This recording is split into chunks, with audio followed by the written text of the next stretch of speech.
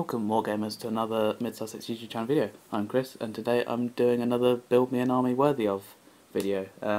Last week it was Mordor, and this week it's Rivendell. So let's get straight into it. In front of me there you can see the High Lord himself, Elrond. I've got the light behind me, so I'm trying not to make too many shadows. There he is. Everyone knows him from the films. All three Lord of the Rings films and the first Hobbit film. Very cool character. So yeah, he is the first character in the Free People's Book, let alone the Rivendell army, and he has a very, very strong stat line. He does cost a lot. He's between the 150-200 mark. He's Fight 6, Strength 4, Defense 7, 3 attacks, 3 wounds, Courage 7, 3 might, 3 will and 3 fate. So very, very sturdy profile. He's got a couple of special rules where he can reroll his fate points because he has his ring. He causes terror and has woodland creature. And he has a couple of magical powers as well. Renew, which means he can heal himself 1 wound or a friend, or he can channel it and be D3 wounds. And he has Nature's Wrath as well, which is very, very cool. Would I take him though? Maybe. It is a lot compared to, as you'll see, what other heroes give you later. Yes, the Nature's Wrath is nice, but Thranduil does that in the other army list for a lot cheaper, and in this army list, Elrond's daughter Arwen does it for 100 points cheaper, or over 100 points cheaper. So you wouldn't really take him for that as just a little bonus. But the defense 7 is nice, and the 3 attacks, Elven Blade, heavy armor. He's solid, but it's a lot of points for if you compare it to like Thorin, who's pretty much got the same stat line, and Thorin's only just literally 100 points. So he's also in the Hobbit rules manual where he can take a horse, and not in the Rivendell list. So he can only lead Rivendell knights, which I'll show you later, but they are these guys. So yeah, he's a little bit better on a horse, but on foot, not for that amount of points. So sorry, Elrond. Also, another chap who's probably more likely is this guy. Sorry, he's broken. At the moment, I literally just dropped him as I started filming, which is annoying. So the top of his spear broke off. There it is. And it's Gil-galad, and he is very cool. He's quite a bit cheaper than Elrond, and he's got a unique stat line in that he's Fight 9. Ooh. Strength 4, Defense 7, 3 attacks, 3 wounds, Courage 7, so it's the same there. 3 might, 3 will, the same, but he's only got 1 fate. And that'll be because, spoilers, he dies in the film, and that seemed to be a theme in the early Lord of the Rings profiles. If you die, you only get 1 fate. He's got a special spear, which gives him +1 to wound, which is very cool. He can take a shield for 5 points, which makes him defense 8, which you'd always do. Makes him a more viable hero, and he has a 12-inch standfast. And again, he causes terror and has woodland creature. So yeah, I definitely take him over Elrond. Gil-galad, very cool. I'd say he's probably worth it. Yeah, give him a horse as well. It's not in the Free People's Book, but I'm pretty sure it's been FAQ'd that he can take a horse. Obviously, there isn't a model for it, so you have to convert it yourself. But he would be very strong, having 4 attacks on the charge, 8 on the knockdown, with +1 to wound. This is very good. It's very good. On to the next hero in the book. I'm literally just following the list in the book here. Is someone a lot cheaper. Erestor. You'll find that Rivendell is a very hero-heavy army. There is literally 1 troop option in this list, and 1, 2, 3, 4, 5, 6, 7, 10 or so heroes. So there you go. But this guy, Erestor, he is under the 100 point mark. He's got quite a unique stat line as well. He's Fight 6, it's good, Strength 4 good, Defense 7, very good. He's 2 attacks, 2 wounds, Courage 5 for some weird reason. 1 might, because it's not. We'll come back to that. 1 will, again come back to that, and 3 fate, which means he's actually quite sturdy considering the 2 wounds, because he's got defense 7 and 3 fate, so that's pretty good. And he's got his Nolden throwing daggers, which means if he throws them, and doesn't cause a wound, he can reroll to wound, and also in combat now he can reroll to wound. And he again has terror and woodland creature. Yeah, the Might 1. Other than that, the stat line is very, very good, and you'd almost always take him, but the Might 1 lets him down. The rest of it is worth his points, but the Might 1 it's just too late, and the Will 1, so literally if there's a Ring Wraith around, then Aristor's not doing anything in the game. So it literally takes, because even if he does resist the first spell, there's always a second spell to come, and Aristor won't be doing anything. So maybe at a lower points cost, so if you're taking him at, I'd say maximum 600 points, Aristor. Gilgalad I'd take at a higher points cost, 700 plus, but Aristor 600 and under, I'd say.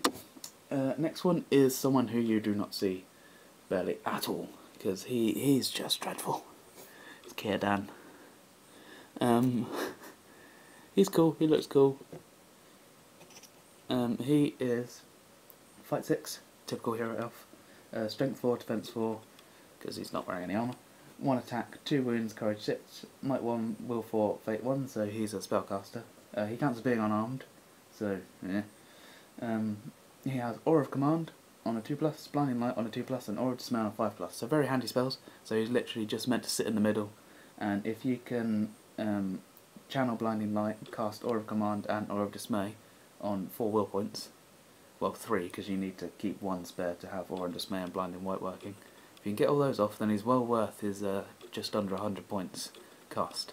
So yeah, he'd literally just sit there with his middle fingers up saying, "You can't touch my army."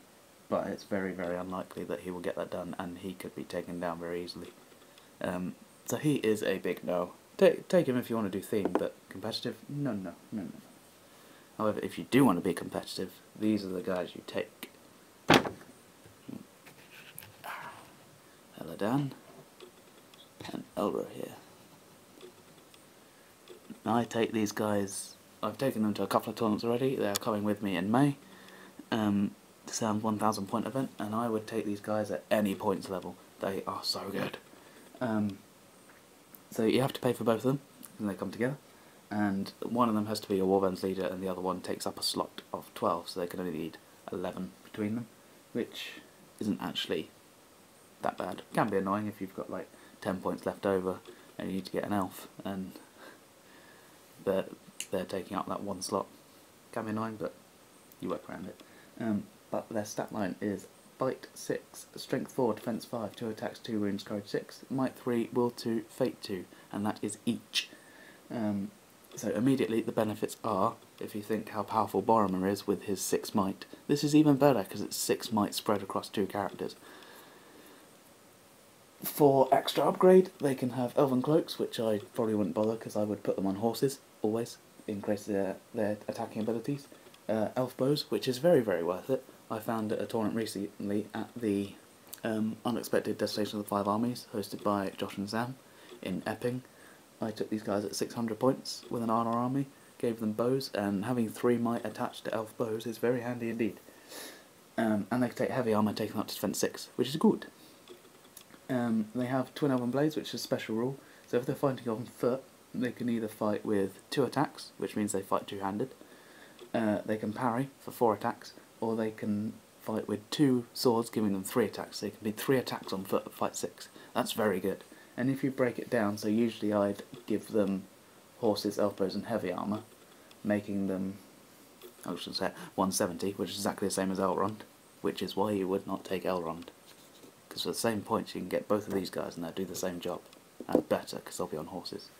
So yeah, they'll make them 170. If you break it down, that is, what, 85 points each? Oh, it'd be 180, so yeah, 90 points each. So for 90 points each you get Fight 6, 3 plus Shoot Value, Strength 4, Defense 6, 2 attacks, 2 wounds, Courage 6, basically say 3 attacks, 3 Might, 2 Will and 2 Fate. For 90 points. That is very, very good. Always, always, always take these guys. I would always, always take these guys. Always. Always. The twins are incredible. They're excellent so I use them in my High Elf list as well, and in my Arnor list. They sit behind my army, for the first few turns while I sit back and shoot, because Scum Health player. They shoot as well, with 3 upshoot value and 3 might attached to their bows, and then as soon as the enemy gets close enough, they wrap around each side, charge the flanks, probably heroic combat, so charge into 2 of the weaker ones, heroic combat, charge into 2 more, and they've taken out 4 each, and that's 8 dead dudes on the opponent team, because they will probably kill them, because if they charge they'll get their 3 attacks, 6 on the knockdown. It's good. It's a good little tic tac for those two. So yeah, highly recommend those two. So they're the only 2 definites in the hero list so far. Another one who I'd pretty much always take, again at any points level, is their sister, Lady Arwen. She is...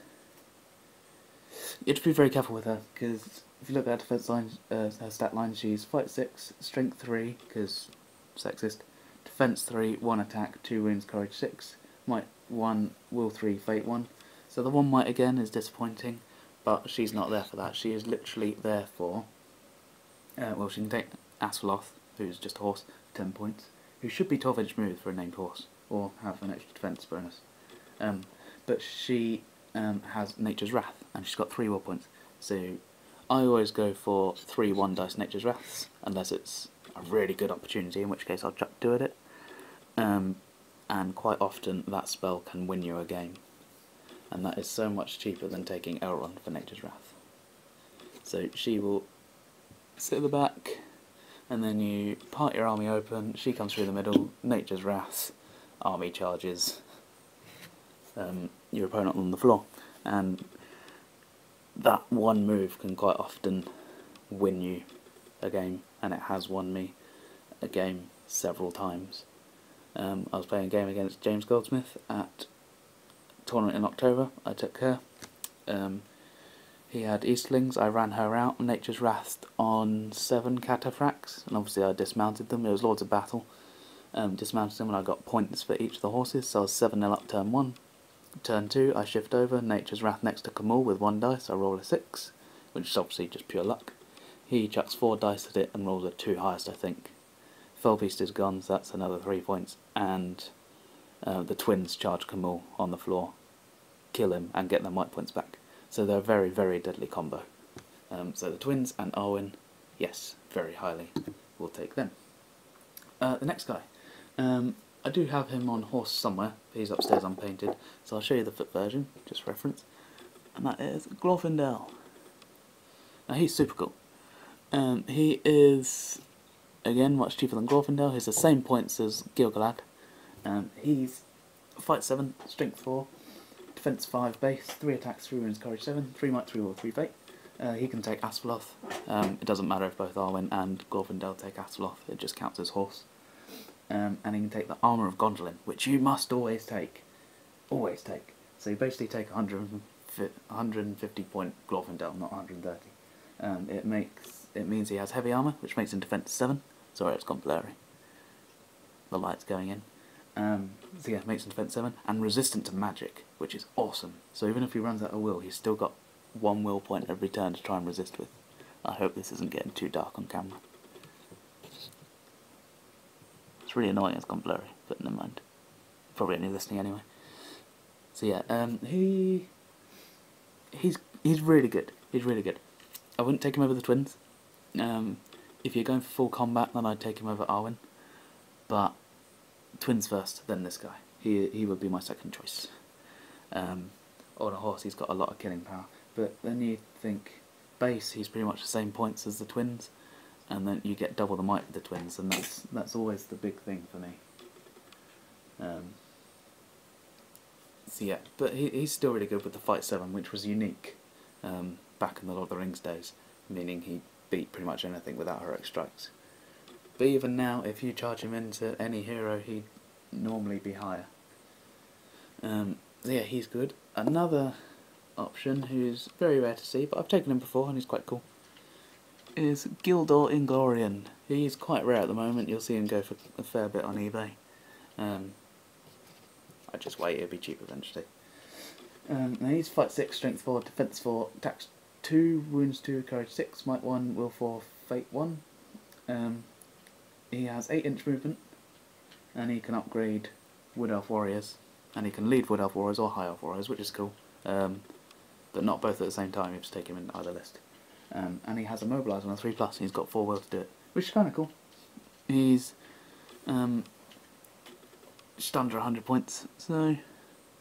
But again, you'd probably just ally in Galadriel, because she's still themed with Rivendell, rather than him, so I probably wouldn't bother him too much. Defense 4 means he's quite squishy. And then, this guy's always cool. My brother takes him a lot. It's the High Elf Captain. He's actually alright. With Fight 6, Strength 4, Defense 6 base, Defense 7 with a shield, 2 attacks, 2 range, Courage 6, 2 might, 1 will, 1 fate. Take him on a horse with a elf bow as well. It's pretty decent actually. So yeah, at a lower points cost, yeah, chuck him in, why not? Now on to the troops. So we've got my heroes, which are the twins, Arwen and Glorfindel. They are the three mainstays, I'd say. And then we move on to the troops, which there's only one troop type, which is the High Elf Warrior, and you can equip them however you like. So I always go for a front line of High Elves with Elven Blade, and I take the shields off the spearmen and put them on the Elven Blades, because what is the point of having shields on your back line? You want them on your front line. If you can hear scratching in the background, that is Nala, my cat, on the scratch post. So yeah, I'd have a defense 6 front line, because if you think about Wood Elves, what's their weakness? It's their defense 3. So if you can double their defense with these guys, do it. So then I'd probably have 6 to 8 of them in front, and I'd probably have 12 or so spearmen. I don't know where my spearmen have gone, so I can't show them at the moment. I think they're in my case or at Sam's or somewhere. So I take them. And elves are renowned for their shooting, with 3+ shoot value and strength 3 bows. So take as many as you can possibly can, and use up the 3rd bow limit. Use it up. So if you've got a warband of 12, make sure you take 4 archers. So I'd usually take an even mix of, in a warband, 4 with Elven Blade and Shield, 4 with Spear, 4 with Bow, and then in Eladan and Elrohir's warband I'd take 3 with Elven Blade and Shield, 4 with Spear and 4 with Bow, because obviously you have to have 1 less. So yeah, that would be the 2 main warbands. And then Glorfindel I'd probably lead another 4, 4 and 4. So you don't really have any other options in Rivendell, which is annoying, but that does make quite a strong core of an army. So yeah, an even mix of Elven Blade and Shields, even mix of Spears and even mix of Bows. The one thing they are missing, which you can ally in now, it doesn't come under the same list, which is annoying. But you could always get Elrond on a horse to lead them in a different list, and that's in the Hobbit main rules manual, and you can give them some cavalry. Yeah, Rivendell Knights, who look super cool. They look so cool. They look the part. Obviously, their armor matches that of these guys, so they fit right in. And you could either take Elrond on horse to lead them, which would be very cool. I'm just going to try and fix my captain up here. Hopefully he stays, and he's good. And the Rivendell Knight Captain is actually awesome. He is Fight 6, Strength 4, Defense 7 with a shield. Give them a shield, always give them a shield. 2 attacks, 2 wound, Courage 6, 2 might, 1 will, 1 fate, so the same as the High Elf Captain on foot, but he has a horse and a lance. Yes! Very cool. So he gets +1 to wound on the charge, and he comes with a bow, and he doesn't get the -1 defense penalty, same as the actual Rivendell Knights. So give them a shield, make them defense 6. So then that gives you a sort of skirmishy aspect. You can flank with them, you can send them off to objectives. They're just anything you want them to do, they're good at. They've got high killing power, sit back and shoot, charge and do some damage, whatever you want. So I'd highly recommend them, especially in combination with the twins on horse and Glorfindel on horse. It's got to be done. So yeah, that would be my build for a High Elf army. I'm just going to zoom out a bit here. So I would definitely take Rivendell Knight Captain, probably leading 6 or so. This would be close to 1,000 points. To be honest, High Elves do cost a lot, because this guy with Elven Blade and Shield would cost you over 10 points, and he's just a bog standard warrior for the High Elves. So I'd take, what did I say, 12 of them, 12 with the bow, 12 with the spear. Always give them Elven Blade and Shield, so your front line's defense 6. And then Rivendell, leading 4 of each of these guys. Eladon and Arrowhead leading 4 of each. And Arwen leading 4 of each. And that'll give you a pretty solid army who can sit there, shoot for as long as possible, because you're not going to take much damage from shooting from your opponent, because your defense 6 front line. So they're going to be needing at least 6s unless they have crossbows, in which case you'd outnumber them with shots. More than likely. Yeah, so you just hold back, have your cavalry in behind, and then as soon as your lines meet, the cavalry wrap around behind, and yeah, attack them from the rear. And Glorfindel, if you do have him on a horse, you could wrap him around as well, but I'd actually much rather have him in the centre, just being that mainstay, chopping stuff up, just holding the line. So yeah, that would be my Rivendell army. Any comments, post them below. If you'd like to see any armies, let me know. I will be doing Mirkwood and Lothlorien in 2 separate videos, and then I'll be doing sort of a elf combination of what I like to take, because I very rarely take an all high elf list. If I were to do it, it would be this sort of build like I've just shown you, but usually I ally in Wood Elves or Mirkwood, as you will see. But for now, don't forget to comment, like, share and subscribe, like us on Facebook and read our blog, and thanks.